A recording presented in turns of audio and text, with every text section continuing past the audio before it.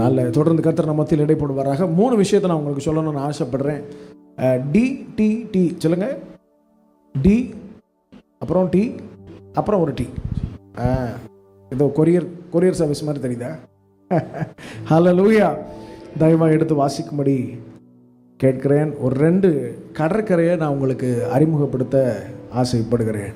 அதில் நடந்த சம்பவங்களை வைத்து கர்த்தர் நம்ம மத்தியில் இந்த நாளில் பேசுவாராக.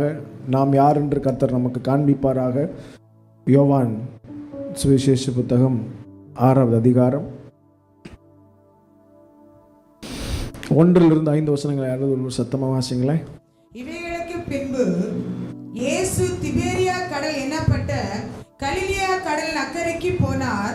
அவர் வியாதிக்காரத்தில் செய்த அற்புதங்களை திரளான ஜனங்கள் கண்டபடியால் அவருக்கு பின் சென்றார்கள். இயேசு மலையின் மேல் ஏறி அங்கே தம்முடைய சீஷருடனே கூட உட்கார்ந்தார். அப்பொழுது யூதருடைய பண்டிகையாகிய பஸ்கா சமயமாய் இருந்தது. இயேசு தம்முடைய கண்களை ஏறெடுத்து திரளான ஜனங்கள் தம்மிடத்தில் வருகிறதை கண்டு பிலிப்புவை நோக்கி, இவர்கள் சாப்பிடத்தக்கதாக அப்பங்களை எங்கே கொள்ளலாம் என்று கேட்டார். தான் செய்ய போகிறதை அறிந்திருந்தும் அவனை சோதிக்கும்படி இப்படி கேட்டார்.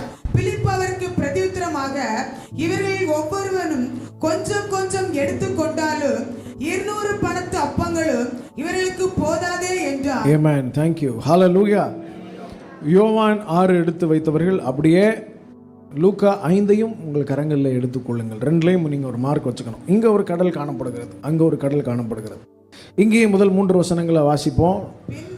பின்பு அவர் கெனசரேத் கடல் அருகே நின்றபோது திரளான ஜனங்கள் தேவ வசனத்தை கேட்கும்படி அவரிடத்தில் நெருங்கினார்கள். அப்பொழுது அந்த படவில் ஒன்றில் ஏறினார். அது சீமோனுடையதாக இருந்தது. அதை கரையிலிருந்து சற்றே தள்ளும்படி அவரை கேட்டுக்கொண்டு அந்த படகில் உட்கார்ந்து ஜனங்களுக்கு போதகம் பண்ணினார். ஹல்லேலூயா. நல்லா நீங்கள் ஒரு விஷயத்தை கவனிக்கணும். 2மே என்னது? கடல். அது என்ன கடல்? என்ன கடல்? அது என்ன கடல்? அந்த எனக்கு என்ன? அது திபேரியா கடல். இது அதாவது அது வந்து கலிலேயா கடல். இது கெனசரேத் கடல். கேன்னு வச்சுக்கலாம், சரியா? அது என்னது? கலிலேயா கடல். இது கெனசரேத். அந்த கடல் அருகே ஒரு சம்பவம் நடக்கிறது. இந்த கடலின் அருகே ஒரு சம்பவம் நடக்கிறது. 2 சம்பவத்திலையுமே இருக்கிற நபர்கள் யார் தான் அப்படின்னா இயேசு கிறிஸ்துவும் அவருடைய சீஷர்களும். இதில் லூக்கா 5ல் நடக்கிற சம்பவம் வந்து நம்ம எல்லாருக்கும் மிகவும் பரிச்சயமான ஒரு சம்பவம். அதே போல் இந்த பகுதியில் யோவானில் நடக்கிற சம்பவமும் நமக்கு மிகவும் அறிமுகமான சம்பவம். இந்த 2லையும் இருக்கிற ஜனங்கள் மாத்திரம் வேறு வேறு விதமான ஜனங்கள். ஏனென்றால் இதில் நல்லா கவனிச்சிங்கன்னா 2வது வசனத்தில் இருக்கு, வியாதிக்காரரிடத்தில் செய்த அற்புதங்களை, அதாவது யோவான் 6வது அதிகாரம் 2 வாசிக்கிறேன். அவர் வியாதிக்காரரிடத்தில் செய்த அற்புதங்களை திரளான ஜனங்கள் கண்டபடியால் அவருக்கு பின் சென்றார்கள். ஆனால் லூக்கா 5ல் முதல் வசனத்தில் இருக்கு, திரளான ஜனங்கள் தேவ வசனத்தை கேட்கும்படி அவரிடத்தில் நெருங்கினார். ஹல்லேலூயா. So 2 kind of people are following Jesus Christ because of ஒருத்தர் வந்து வசனத்திற்காக ஒரு கூட்டம் அவரை பின்தொடர்கிறது, இன்னொரு கூட்டம் அற்புதம் நடக்கணும், சுகம் நடக்கணுன்றதற்காக.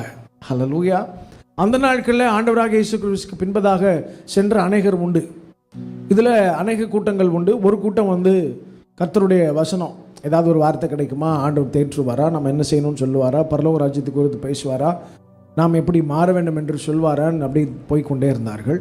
இன்னொரு கூட்டம் வந்து ஏதாவது ஒரு அற்புதம் நடக்குமா, என் வாழ்க்கையில் ஒரு வியாதி சுகமாகுமா, என் வாழ்க்கையின் விடுதலை உண்டாகுமா என்று ஒரு கூட்டம் போய் கொண்டிருந்தது. இன்னொரு கூட்டம் இருக்கு, 5 அப்போ 2 மீன் இருந்தால் சாப்பாடு கிடைக்கும், அதனால் ஏதாவது சாப்பாடு கிடைக்குமான்னு ஒரு கூட்டம் பின்னாடியே போய் கொண்டிருந்தது. இன்னொரு கூட்டம் ரொம்ப முக்கியமான கூட்டம், இவரிடத்திலிருந்து ஏதாவது குறை கண்டுபிடிக்க முடியுமா அப்படின்னு சொல்லி பரிசேயர்கள் அவர் பின்பதாக, ஆமாம், அவருக்கே தெரியாமல் அப்படி பின்தொடர்ந்து கொண்டே இருந்தார்கள். இப்படி எல்லாம் சம்பவம் நடந்தது. சரி, இதில் நாம் யாருன்றது ரொம்ப முக்கியம். நீங்களும் நானும் அற்புதத்திற்காக வந்தோமா, வார்த்தைக்காக வருகிறோமா? ஹல்லேலூயா. Just for a miracle or a word of God. அந்த நாட்களில் வார்த்தை தான் யாரு? மனுஷனா வருகிறதற்கு முன்பதாக வேர்டு தான் யாரு? ஆண்டவர். அந்த வார்த்தை மாம்சமானதற்கு அப்புறம் தான் எல்லாரும் விசிபிளாக பார்க்க முடியுது. அது வரைக்கும் சவுண்டு கேட்கும். ஆமாம் தானே? ஆமாவா இல்லையா? கர்த்தருடைய வார்த்தை வல்லமை உள்ளது. அது கேதுருக்களை முறிக்கிறது, அக்கினியை பிளக்கிறது, காதேஸ் வனாந்தரத்திலே அதிர பண்ணுகிற சத்தம், பெண்மான்களை ஈன பண்ணுகிற சத்தம். ஆண்டவர் இந்த நாளில் ஒரு பவர் அண்ட் அத்தாரிட்டி உங்களுக்கு தருகிறார், வல்லமையும் அதிகாரத்தையும் உங்களுக்கு தருகிறார். ஹல்லேலூயா. ஆமாம், கர்த்தர் உங்கள் வாழ்க்கையில் அற்புதங்களை நடப்பிப்பாராக அப்படின்னா நடப்பிப்பார். அற்புதங்கள் திரளாய் நடக்கும் அப்படின்னா கண்டிப்பாக நடக்கும். சத்ரு உங்களுக்கு முன்பதாக மடிந்து விழுவான் அப்படின்னா கண்டிப்பாக மடிந்து விழுவான். கர்த்தருடைய வார்த்தை புறப்பட்டு வரும்போது நீங்கள் உங்கள் வாழ்க்கையில் அதை அப்படியே என்ன பண்ணணும்னா அப்படி ரிசீவ் பண்ணி, ஆமென், கர்த்தருடைய வாழ்க்கையில் செய்வீர் அப்படின்ற நம்பிக்கை உங்களுக்குள்ளே வந்துடணும். ஹல்லேலூயா.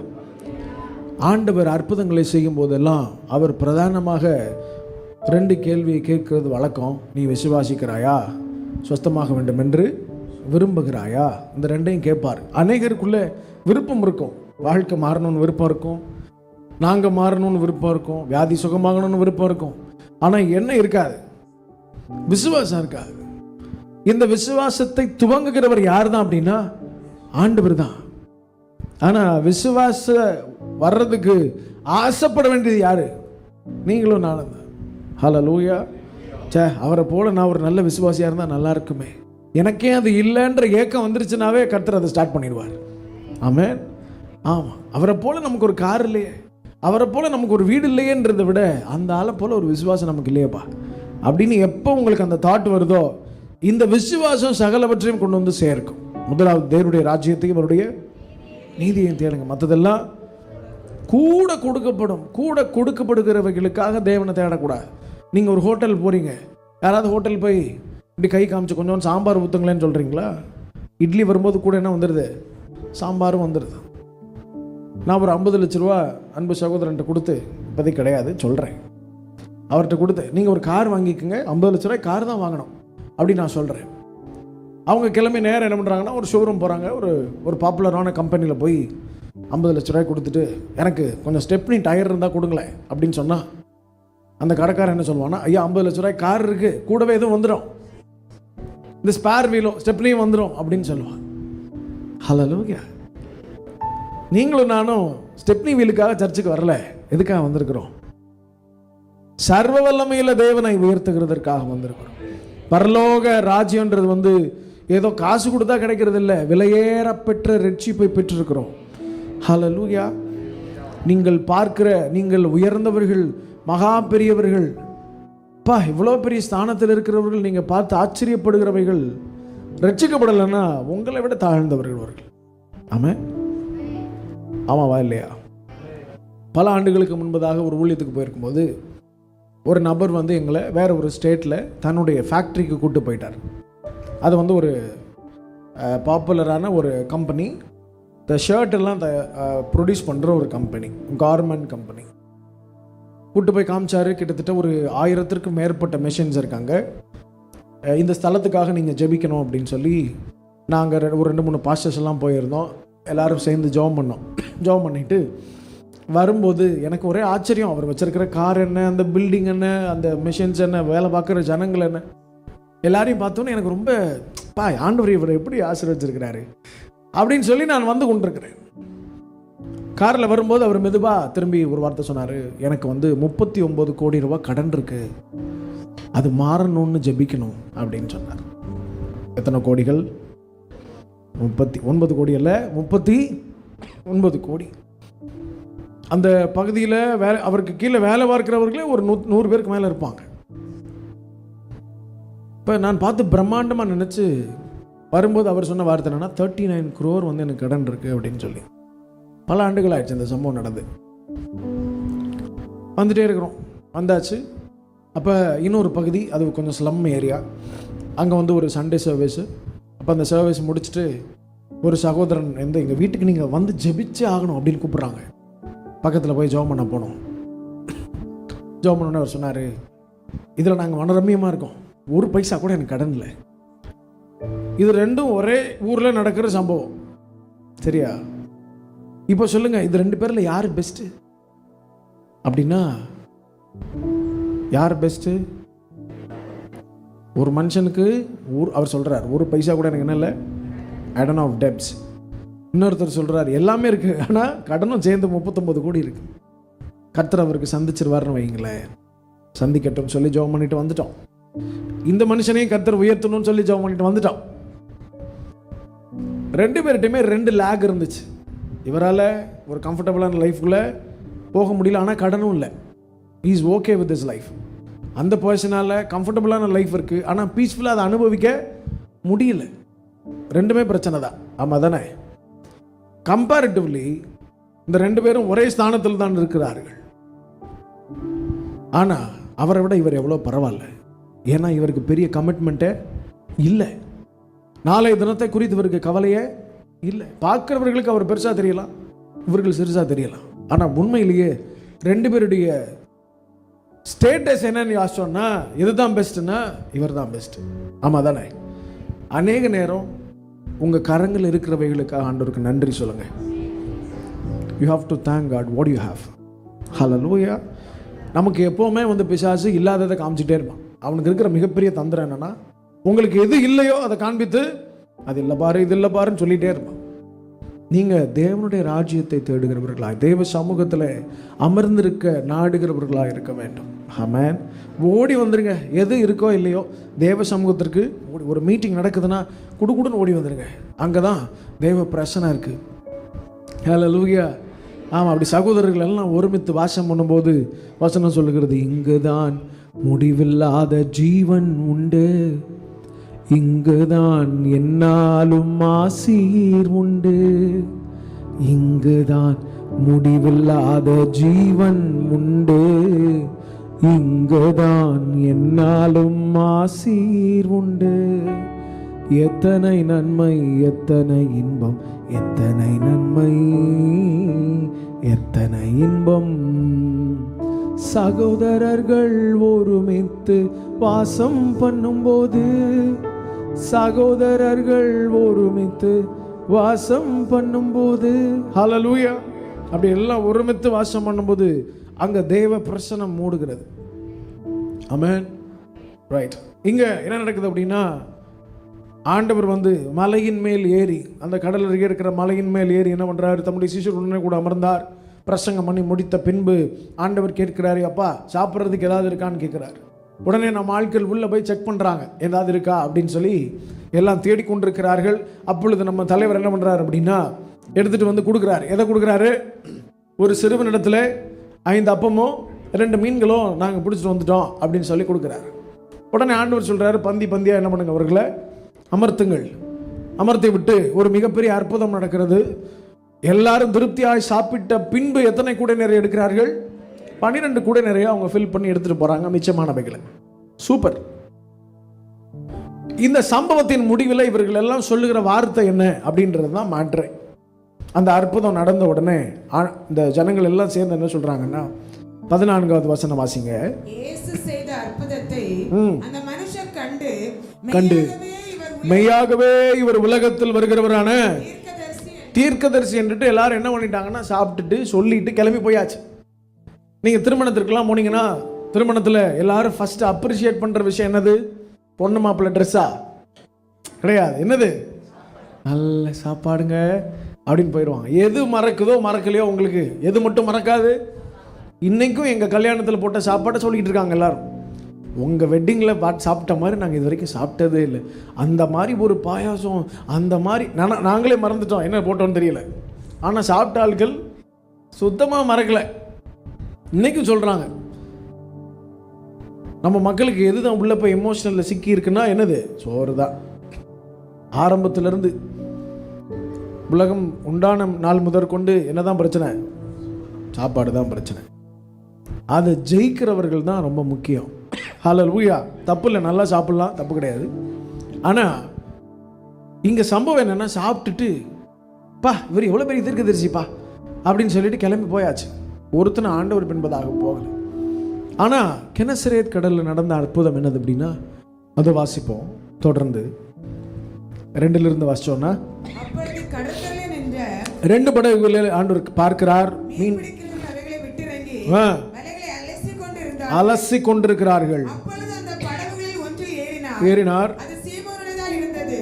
அதை கரையிலிருந்து சற்றே தள்ளும்படி அவனை கேட்டுக்கொண்டு அந்த படவில் உட்கார்ந்து போதகம் பண்ணினார். ஹல்லேலூயா. ஆண்டவர் என்ன பண்றாரு அப்படின்னா, கடல்ல என்ன இருக்கு? படகு இருக்கிறது. அநேக படகுகள் என்றாலும் இந்த 2 படகின் மேல அவருடைய கண் படுகிறது. அதுல ஒன்றில் ஏறினார். அது யாருடையதாக இருந்ததுன்னா சீமோன் பேதுருடையதாக இருந்தது. பேதுருடைய படகில் ஏறி ஆண்டவர் சொல்லுகிற வார்த்தை என்னன்னா, சற்றே தள்ளு. சற்றே தள்ளுனா எங்க தள்ளு? கரைக்கு தள்ளா, கடலுக்குள்ள தள்ளா?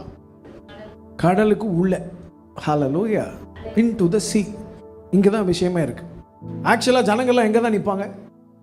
கரையில தான் நிப்பாங்க. ஜனங்கள்கிட்ட பேசணும்னா எங்க தான் பேசியிருக்கணும்? கரையில தான் சத்தமா பேசியிருக்கணும். கடல்ல என்னென்ன சத்தம்லாம் வரும்? அலை சத்தம் வரும், காற்று சத்தம் வரும். நம்ம 2 பேர் போனாவே ஒருத்தருக்கு ஒருத்தர் அப்படின்னு பேசிகிட்டு இருப்போம். இவ்வளோ பெரிய கூட்டம் போச்சுன்னா சும்மா இருந்திருக்குமா? கண்டிப்பாக இருந்திருக்காது. அதில் பெண்கள் இருந்தார்களா என்று தெரியவில்லை. ஹல்லேலூயா.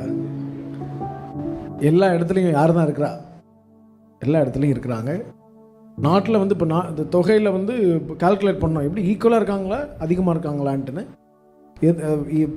எங்கே போனாலும் வந்து எனக்கு வந்து பெண்கள் கூட வைக்க போகிற மாதிரியே ஒரு ஃபீலிங்.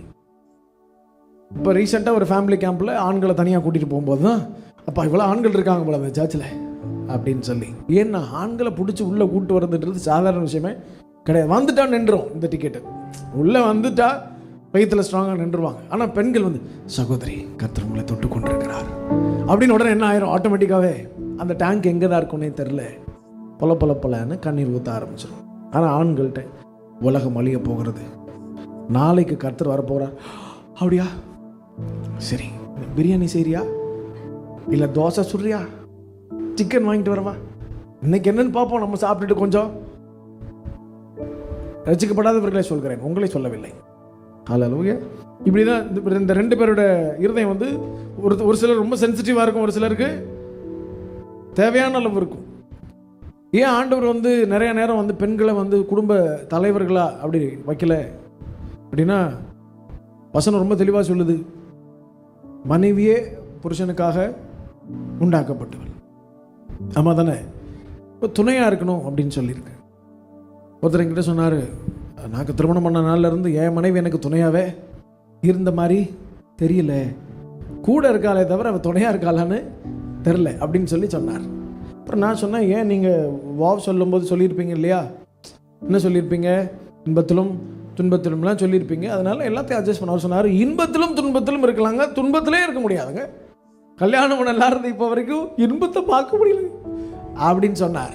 சொல்லிட்டு அவங்க மனைவி வந்த உடனே, வரா பாருங்க என் மனைவி மாதிரி வராது, நல்லா சமைப்பா அப்படின்னு சொன்னார். அந்த சிஸ்டர் வந்து அவர் சும்மா சொல்கிறாரு அப்படின்னு சொன்னாங்க. அவர் இல்லை உண்மைதான் சொன்னார். எனக்கு தெரியும் அவர் எப்படி சொன்னார். சும்மா சொன்னார், உண்மையாக சொல்லியிருப்பாரா? ஒரு சிலர் வந்து அதிருப்தியாகவே இருப்பாங்க எப்போவுமே. என்ன நடந்தால் நல்லா இருக்கீங்களான்னா, என்ன நான் நல்லா இருந்து அப்படின்னு வயலின் வாசிக்க ஆரம்பித்தாங்கன்னா முடிஞ்சிச்சு. ஒரு சர்ச் போயிருக்கும்போது அந்த ஒரு பாட்டி ஜெபிக்கிறதுக்காக வந்திருந்தார்கள். அவர்களுக்கு வயது நான் அப்புறமா சொல்கிறேன். வந்து ஜெபிக்கும்போது நான் சொன்னேன், உங்களுக்கு எதுக்காக ஜெபிக்கணும் அப்படின்னு கேட்டேன். அப்போ அந்த பாட்டி சொன்னாங்க, ஆண்டவர் இது வரைக்கும் ஒன்றுமே செய்யலை, ஏதாவது செய்ய சொல்லி ஜெபம் பண்ணுங்க. ஏஜ் என்னன்னு கேட்டால் 108. ஆம்புலன்ஸ் மாதிரி 108 வயசில் அந்த பாட்டி அந்த ஊருக்குள்ளே அந்த பஸ் ஸ்டாண்ட்லேருந்து அந்த சர்ச்சு வர்றதுக்கு கிட்டத்தட்ட 2 கிலோமீட்டர் 3 கிலோமீட்டர் நடந்தே வந்திருக்காங்க. 108 வயசில் நம்மலாம் இருப்போமான்றதே பெரிய டவுட்டு. ஒரு ஆள் நடந்து வந்திருக்குன்னா அப்போ எவ்வளோ வலுவான ஆளாக இருக்கும்? ஆமாவா இல்லையா? அநேக பிள்ளைகளை பெற்று இன்னும் ஸ்ட்ராங்காக இருக்கிற அந்த தாய் சொன்ன வார்த்தை, கர்த்தர் எனக்கு ஒன்றும் செய்யல. நான் சொன்னேன், நீங்கள் உயிரோடு இருக்கிறதே பெரிய அதிசயம். 108 வயசு வரைக்கும் அப்படின்னு சொல்லி கொஞ்சம் ஓங்கி வச்சா விழுந்துடும். அதனால் மெதுவாக கை வச்சு, ஆண்டவரே எதையாவது செய்யுங்க, இல்லை நன்மையானவைகளை செய்யுங்கன்னு ஜெபம் பண்ணிட்டு வந்தோம். ஒரு சிலருக்கு திருப்தியாக இருக்காது. ஆண்டவர் எவ்வளோ கொடுத்தாலும் திருப்தி இருக்கா. இங்கே வலைகளை அலசி கொண்டிருக்கிறார்கள். ஒரு சின்ன கீழ்ப்பிடிதல், சற்றே உள்ளே தள்ளு அப்படின்னு உடனே உள்ளே தள்ளியாச்சு. நீங்கள் நல்லா கவனிக்கணும். வயசான பாட்டி மார்ட்டெல்லாம் நீங்கள் பாட்டி எப்படி இருக்கீங்க அப்படின்னு கேட்டால் அவருக்கு என்ன பண்ணுவாங்க? காதை அப்படின்னு பக்கத்தில் வருவாங்க. ஏன் கேட்காது? கொஞ்சம் பக்கத்தில் வரணும். ஆடிபிளாக உங்களுக்கு நான் பேசுகிறது சத்தமாக கேட்கணும் அப்படின்னா, இப்போ மைக் அப்படின்ற ஒரு ரிசீவர் இருக்குது, ஸ்பீக்கர்ன்ற ஒரு அவுட்டர் யூனிட் இருக்குது. இது என்ன பண்ணோம்னா, உன்னோட வோக்கல், என்னோட வாய்ஸ் என்ன பண்ணுது? ரிசீவ் பண்ணி ரிசீவர் கொடுத்து அந்த ரிசீவர் ஆம்புக்கு கொடுத்து அது என்ன பண்ணுது, ஸ்பீக்கருக்கு கொடுத்து அது உங்கள் காதுக்கு கொடுக்குது. இது எல்லாமே மில்லி செகண்டில் நடந்துட்டுருக்கு. ரொம்ப ஃபாஸ்ட் ப்ராசஸ். ஆமாம் தானே? சரி, இன்னும் ஒரு படி மேலே போய் இப்போ நம்ம பேசிகிட்டு இருக்கிறதுல அங்கே என்ன பண்ணிகிட்ருக்கு, யூடியூப்பில் டெலிகாஸ்ட் ஆகிட்டு இருக்கு. அநேகர் பார்த்து கொண்டிருக்கிறார்கள். ஆண்டவர் வந்து பாருங்கள் எவ்வளோ ஞானத்தை மனுஷனுக்கு கொடுத்துருக்கிறார். இப்போ ஒருத்தருக்கு ஒருத்தர் கேட்கணும்னா பக்கத்தில் தான் வரணும். ஆனால் இங்கே சம்பவம் என்னென்னா ஆண்டவர் சற்றே உள்ள தள்ளு அப்படின்றார். அந்த முழு பிரசங்கமும் மற்றவர்களுக்கு அல்ல. யாருக்கு தெரியுமா? அந்த படகுல அமர்ந்திருந்த பேதுரு கூட இருந்த சகோதரர்களுக்கும். ஹல்லேலூயா. அவர் இந்த பிரசங்கம் பண்ணி முடித்த பின்பு ஆண்டவர் வந்து எப்பவுமே ஒரு சின்ன காரியத்தை செய்ய சொல்லுவார். அதுல நீங்க ஒரு சின்ன கீழ்ப்படிதல செய்றீங்களா அப்படின்றத பார்க்கிறார். The small obedience. சற்றே தள்ளணும்னு சற்றே தள்ளியாச்சு. இப்ப பிரசங்கம் பண்ணி முடித்த பின்பு அடுத்த வசனத்துல சொல்றாரு, ஆழத்துல போய் வலைய. இப்ப பேதுரு என்ன சொல்றாருன்னா, ஆண்டவரே முழுவதும் பிரயாசப்பட்டும் ஒன்றும் அகப்படவில்லை அப்படின்றதோட நிறுத்தாம, ஆகிலும் உம்முடைய வார்த்தையின்படியே வலையை போடுகிறேன் அப்படின்னு போட்ட பொழுது வலை கிளியத்தக்கதாக அற்புதங்கள் நடந்தது. விஷயம் என்னன்னா, ஆண்டவர் உங்களை ஃபர்ஸ்ட் ஒரு சின்ன வார்த்தையை சொல்லி என் பிள்ளை கீழ்ப்பிடிதான் பார்ப்பார். நீங்க உங்க படகை உள்ள தள்ளுறீங்களான்னு. இது வழக்கத்திற்கு மாறாக இருக்கிறது. என்ன கரையில தானே தள்ள சொல்லணும், உள்ள தள்ளணும்னா என்ன அர்த்தம் தெரியலையே அப்படின்னு யோசிக்கணும். இப்ப சொல்லுகிறவர் யாருன்னா ப்ரொஃபஷனல் கார்பெண்டரோட மகன். கேட்கிறவர் யாருன்னா ப்ரொஃபஷனல் ஃபிஷர்மேன். புரியுதா? தச்சருடைய மகன் தான் ஆழத்துல போய் போடுன்றார். இதை கேட்கிறவர் யாரு? முழுவதும் பிரயாசப்பட்டும் அகப்படாத ஒரு மீனவர். சொல்லிட்டு ஆகிலும் உம்முடைய வார்த்தையின்படியே. வேர்ட், வார்த்தை ரொம்ப முக்கியம். ஹல்லேலூயா. அவர் சொன்னதுக்கு அப்புறம் வேற என்ன சொல்லிட்டா கண்டிப்பா நடந்துரும். ஆமென். சில வியாதிகள் வந்து சுகமே ஆகாது. இந்த உலகத்துல வந்து உலக வழக்கத்தின்படி அதுக்கு பேரே கொள்ளை நோயின்னு பேரு. அப்படின்னா என்ன பண்ணிரும், காலி பண்ணிரும் ஆளை. நல்ல வாழ வயது வரைக்கும் ஜீவனோடு இருக்கிற நல்ல விருத்தாப்பியரா மறிக்க வேண்டிய ஒருத்தரை இந்த வியாதி என்ன பண்ணிரும், கொஞ்ச நாள்லயே அழித்து விடும். அப்ப இது எல்லாருக்குமே தெரிஞ்ச ஒரு விஷயம். இந்த வியாதி வந்தா இப்படி தாங்க இருக்கும் அப்படின்னு அவங்க நினைச்சுப்பாங்க. ஆனா ஒரு சிலர் இருக்கிறார்கள் விசுவாசித்து ஜெயிக்கிறவர்கள். ஹல்லேலூயா. ஆமா, நான் கண் கூட பார்த்துருக்கேன். ஒரு சிலர்லாம் மிகப்பெரிய வியாதியா இருக்கும், ஆனா விசுவாசத்தோட இதெல்லாம் ஒன்றும் இல்லை, இது வியாதி இல்லை, சாட்சி அப்படின்னு சொல்லி நான் கேட்டிருக்கேன். ஆமாம். ஹல்லேலூயா. கர்த்தர் அதை அப்படியே மாற்றி இருக்கிறார். அந்த வேர்டை கர்த்தர் ஹானர் பண்ணுறார். You have to speak life. நான் வாழுவேன்னு சொல்லுங்க. ஆமாம். ஆமாம், எங்கே நான் வாழ போகிறேன், நான் எங்கே நல்லா இருக்க போகிறேன் அப்படின்லாம் சொல்லாதீங்க. நல்ல ஒரு பாட்டு இருக்கு, நான் வாழுவேன், நான் வாழுவேன். கேட்டிருக்கீங்களா? நான் வாழுவேன், நான் வாழுவேன், எந்த சூழ்நிலைகள் வந்தாலும் தொடர் தோல்விகள் நேர்ந்தாலும் நான் வாழுவேன், நான் வாழுவேன். ஹல்லேலூயா. என்ன சூழ்நிலையா இருந்தாலும், எவ்வளவு தோல்விகள் வந்தாலும், எவ்வளவு இன்னல்கள் வந்தாலும் அவருடைய வார்த்தை உங்களை வாழ வைக்கும். உள்ள போனாரு, ஆழத்துல போய் வலைய போட்டார். வலை கிளியத்தக்கதான அற்புதங்கள். அற்புதம் நடந்த உடனே ஆக்சுவலா என்ன பண்ணிருக்கணும் அப்படின்னா, யமாடி என்னங்க இப்படி அப்படின்னு சொல்லி காலில் விழுந்திருக்கணும். ஆனா பேதுரு காலில் விழுந்து சொன்ன வார்த்தை என்னன்னா, ஆண்டவரே நான் பாவியான மனுஷன், என்னை விட்டு. நானா இருந்திருந்தா என்ன சொல்லியிருப்பேன், வாரம் வாரம் வாரம் உமக்கு பிரசங்கமாச்சு, எனக்கு போனி ஆச்சு, தசம்பாக என்ன 50-50 எடுத்துக்கலாம், சரியா?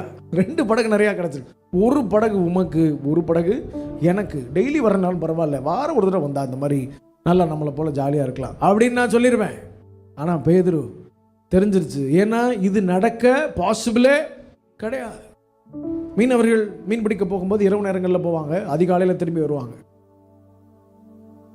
நல்ல பட்டப்பகலில் மீன் பிடிக்கிறவர் வந்து ரொம்ப ரேர். இந்த சம்பவம் என்னன்னா, நல்ல பகல் வேலையில் நடக்கிறது. அவருக்கு நல்லா தெரியும் இவ்வளோ மீன் வருகிறதுக்கு வாய்ப்பே இல்லை. இது முன்னாடியே ஆண்டவர் வந்து கர்த்தருடைய வார்த்தையின்படி மீன்லாம் பிளான் பண்ணிருச்சு போல. டேய் இவன் ராத்திரி வருவான், என்ன பண்ணிடணும், எல்லா பயிலும் அடியில் போயிரு, ஒருத்தரும் மேலே வராது. காலையில் தலைவர் பிரசங்கம் முடித்த உடனே அந்த வலையில் போய் டமார்னு குதிக்க வேண்டியதான் நம்ம கடமை, போயிடலாம்.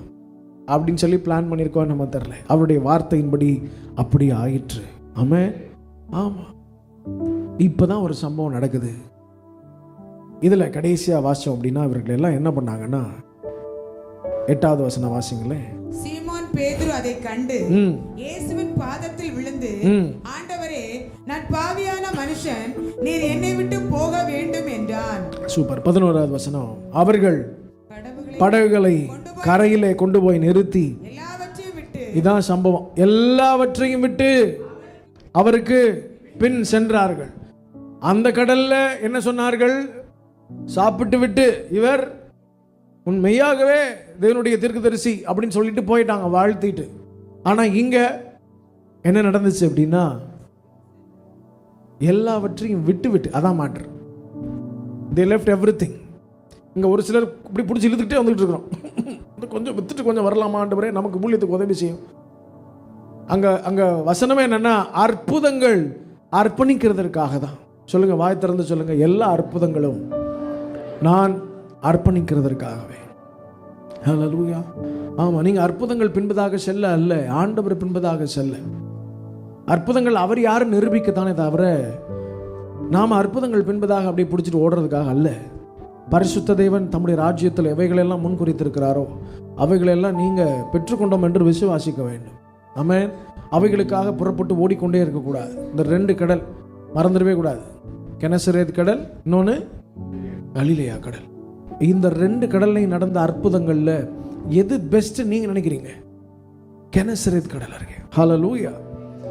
அங்கே ஆண்டவர் ஜனங்கள் அவர் பின்பதாக சென்றார்கள், அற்புதம் நடக்கிறதற்காக சென்றார்கள். அங்கே ஆண்டவர் மலையின் மேல ஏறி அமர்ந்து பிரசங்கம் பண்ணுகிறார், இங்கே படகின் மேல் ஏறி பிரசங்கம் பண்ணுகிறார். அங்க வந்தவர்கள் எல்லாம் எதற்காக வந்தார்கள்னா, அற்புதங்கள் நடக்கும் அப்படின்னு சொல்லி வந்தாங்கன்னு இருக்கு. இங்கே வந்தவர்கள் தேவ வசனத்தை கேட்கும்படி வந்தார்கள். அங்கேயும் அவர் பிரசங்கம் பண்ணுகிறார், இங்கேயும் அவர் பிரசங்கிக்கிறார். அங்கேயும் சீஷர்கள் வார்த்தை கேட்கிறார்கள், இங்கேயும் சீஷர்கள் வார்த்தை கேட்கிறார்கள். அங்கேயும் அற்புதம் நடக்கிறது, இங்கேயும் அற்புதம் நடக்கிறது. ஆனா அந்த அற்புதத்தில் அநேகர் பிரயோஜனப்படுகிறார்கள், போய்விட்டார்கள். இந்த அற்புதத்தில் எல்லாரும் பார்க்கிறார்கள், பிரயோஜனங்களை எல்லாம் தூக்கி ஓரமாய் வைத்துவிட்டு பரமனை பின்தொடர்கிறார்கள். ஹல்லேலூயா. இதுதான் நீங்களும் நானும் பண்ண வேண்டிய உத்தமமான கட்டளை. எது பெஸ்ட் நீங்க நினைக்கிறீங்களோ அதை தூக்கி ஓரமா வச்சுட்டு நீங்க சொல்ல வேண்டிய ஒரே வார்த்தை, we need you Lord. நீங்க தான் எங்களுக்கு தேவை. ஆமென். இந்த நாள் காலையில உங்ககிட்ட இருந்து கர்த்தர் எதிர்பார்க்கிறது ஒன்னே ஒண்ணுதான், நீங்க அவரை நம்பணும், அவரை நேசிக்கணும், அவருக்கு கீழ்ப்படியணும். ஹல்லேலூயா. நீங்க நிறைய போராடி பார்த்துட்டீங்க, நடக்கலைல்ல, தூக்கி ஓரமாக வச்சுட்டு நான் என்ன செய்யணும்னு கேட்டு பழகுங்க. ஆமென். தேவ சித்தத்தை அறிந்து செயல்பட வேண்டும். ஹல்லேலூயா. அவர் சொல்லுகிற சின்ன வார்த்தைக்கு கீழ்ப்படிந்து இன்னைக்கு ஒரு ஸ்டெப் எடுத்து வைக்க போறோம். 2 நிமிஷம் ஜெபத்தை 10 நிமிஷமா மாத்துங்க. எல்லாரும் நல்லா ஜெபிக்கிறவர்கள் தான், ஆனால் யாரும் ஆராதிக்கிறவர்களை பார்க்கவே முடிய மாட்டேங்குது. பாட்டு பாடுறதும் ஆராதனையும் ஒன்று அல்ல. ஆமென். மனசிலாயோ? எத்தனை பேருக்கு புரிகிறது? நல்லா பாடுவாங்க, ஆனால் கண்ணை மூடி ஆராதிக்கிறது இல்லை. இந்த நாட்களில் ஆண்டவர் எதிர்பார்க்கிறது என்னன்னா, அவரை நேசிக்கிறவர்கள். தேவ பிரசன்னத்தை உணரணும்னா you have to praise God, you have to worship. அவரை ஆராதிக்க வேண்டும், அவரை துதிக்க வேண்டும். துதி எல்லா சங்கிலிகளையும் மறுப்புண்டு போக பண்ணும். Praise breaks every chains. உங்கள் வாழ்க்கையில் நீங்கள் கட்டப்பட்ட எல்லா விதமான பகுதிகளில் இருந்தும் ஒரு அறுப்பு உண்டாகணும்னா நீங்கள் என்ன பண்ணணும்? துதிக்கணும். ஆமென். ஆமாம், அவரை நல்லா துதித்து ஆராதித்து கர்த்தருடைய வார்த்தைக்கு கீழ்ப்பிடிவீர்கள் என்றால் கர்த்தர் உண்மையிலேயே மகா பெரிய கிரியைகளையும் காரியங்களையும் உங்கள் வாழ்க்கையிலே செய்ய வல்லவர். எழும்பலாமா? கண்களை மூடி ஒரு 2 நிமிஷம் நீங்கள் ஒப்பு கொடுத்து ஜெபிக்க போகிறோம். ஆவியானவரே, உங்கள் கிருபையுள்ள கரமங்களை ஆளுகை செய்யட்டும். இந்த 2 கடற்கரையிலே நடந்த சம்பவங்களில் நாங்கள் எந்த கூட்டத்தில் இருக்கிறோம் அப்படின்றது ரொம்ப முக்கியம். பரிசுத்த தேவனை எங்களை அர்ப்பணிக்கிறோம்னு சொல்லுங்கள். We completely surrender to you, Father God. உம் பிரசன்னத்தினால் நிரப்பும், மகிமையினால் நிரப்பும்.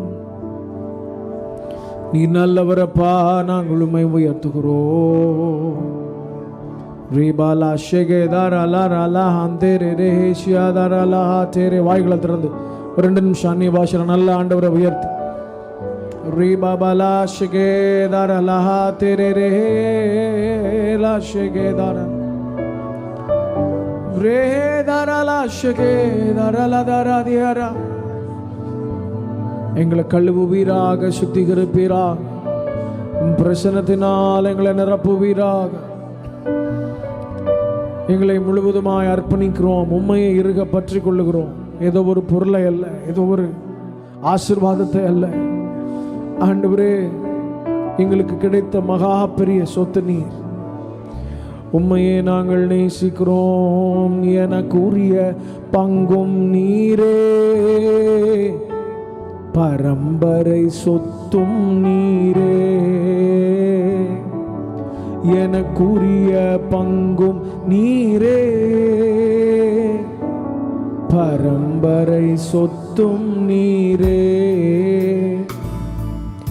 ஆலோசனை தரும் தகப்பனே, இரவும் பகலும் பேசும் தெய்வமே. ஆலோசனை தரும் தகப்பனே, இரவும் பகலும் பேசும் தெய்வமே. எனக்குரிய பங்கும் நீரே, பரம்பரை சொத்தும் நீரே. சொல்லுங்க, எனக்குரிய பங்கும் நீரே, பரம்பரை சொத்தும் நீரே. ஆராதனை ஆராதனை உமக்கே, நாளெல்லாம் ஆராதனை. உங்க சத்தம் கேட்கட்டும். ஆராதனை உமக்கே, ஆராதனை ஆராதனை உமக்கே. நாளெல்லாம் ஆராதனை. இன்னும் ஒரு விசை கூட சொல்லும், ஆராதனை ஆராதனை உமக்கே. நாளெல்லாம் ஆராதனை ஆராதனை உமக்கே. நாளெல்லாம் ஆராதனை ஆராதனை உமக்கே. ஆண்டவரே, நாளெல்லாம் உமக்கே ஆராதனை. ஜீவன் இருக்கிற நாளெல்லாம் உமக்கே ஆராதனை. ரெண்டு கரங்களை தட்டி ஆண்டவரை பார்த்து, ஆண்டவரே, என் ஜீவன் இருக்கும் நாளெல்லாம் கர்த்தரையே நான் ஆராதிப்பேன். ஆராதனைக்கு பாத்திரர், ஆராதனைக்கு உரியவர், ஆராதனையில் மகிமைப்படுகிறவர். எங்கள் வாழ்க்கையே ஒரு ஆராதனையாய் மாறட்டும் ஆண்டவரே. வெறும் பாடல் மாத்திரம் அல்ல, எங்களை ஜீவ பலியாய் பலிபீடத்திலே விட்டு கொடுக்கிறோம். ஒவ்வொரு குடும்பத்திலும் தேவனுடைய மகிமை வெளிப்பட, தேவன் அந்த குடும்பத்தை அங்கீகரிக்கத்தக்க எங்கள் ஆராதனை எல்லாம் உம்மை பிரியப்படுத்தும் ஆண்டவரே. எங்கள் ஆராதனை எல்லாம் உம்மை பிரியப்படுத்துவதாக ஆண்டவரே. உம்முடைய நாம மகிமைப்படட்டும் ஆண்டவரே. விசேஷமா அந்த நாளிலே உம்முடைய வார்த்தையின் மூலமா எங்களோடு பேசி இருக்கிறீர்.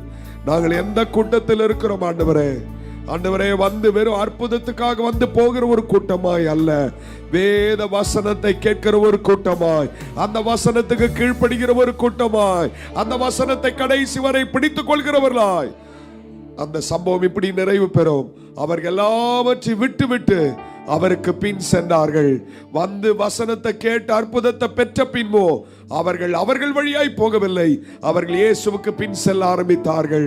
இந்த உலகத்தில் வாழ்வதன் ஒரே ஒரு நோக்கம், அவருக்கு பின்பாக செல்வதற்காக, அவரை மாத்திரம் முன்பாக வைத்து நடந்து அவருக்கு பின்பதாக செல்ல கர்த்தர் நம்மை அழைத்திருக்கிறார். காலை வேளையில தீர்மானம் எடுத்த ஒவ்வொரு பிள்ளைகளுக்காக ஸ்தோத்திரம், ஆசீர்வதிக்கிறோம். கர்த்தாவே, இந்த தீர்மானத்திலே உறுதியாயிருக்க கர்த்தர் கிருபைத்தார். இந்த நாளிலும் ஆண்டவரே, உம்முடைய நாமம் மகிமைப்பட்டதுக்காக பாசவர்களை பயன்படுத்தினதற்காக ஸ்தோத்திரம். இரண்டாவது ஆராதனையில் அருமையான சிஸ்டர் அவர்களை ஆண்டவரே, பிரின்ஸ் லியோ அவர்களை பயன்படுத்த